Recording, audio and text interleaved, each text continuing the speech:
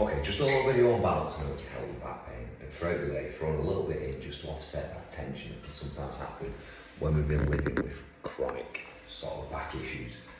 Well, let's advance it a little bit. So let's say we're doing a little bit of that throughout the day, we found everything starting to loosen up a little bit. So let's develop it. So now what we can do, we're going to take a step back, doesn't have to be too far, and then up. And then from there, we go to the side, we're going to come up, we're going to go to the side. Now it can just be small, little movements, or it can be quite big ones. And can really start to stretch out that tissue and learn how to load it. Because that's the key.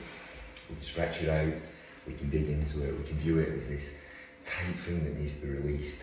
But really what it is, your body's giving you signals. If it's locking stuff down, it's because it doesn't feel safe. It doesn't feel safe to let that tissue open up and to let that range be accessible. So we have to teach it that we are able to control it. So if we just sort of hammer our elbows into it, we release it, we stretch it, we hold it into position until the body eventually submits, we're not changing anything. Whereas if we develop our ability to control it and to move it and to load it, that's building ability. That's building your neurology, that's building your connection with the tissue. And that again teaches the body that it's safe to allow that range to not only open up, but to stay open. Because if you move into it, you're going to be able to control it, you're going to be able to handle it. Because that's the thing with back pain, that tension, the body shuts down and it limits you to protect you.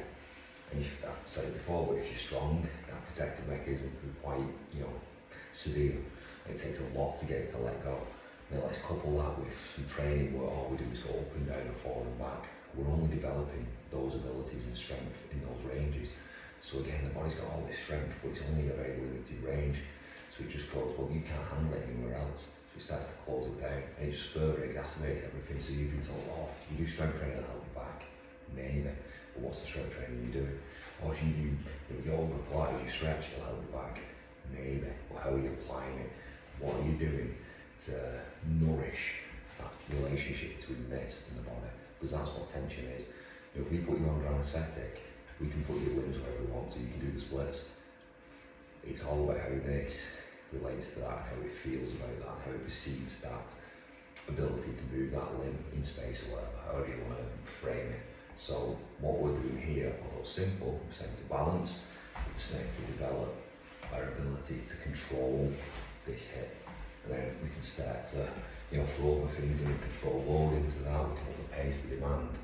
It's a very simple way to start to develop our capacity to control our body, which will calm everything down.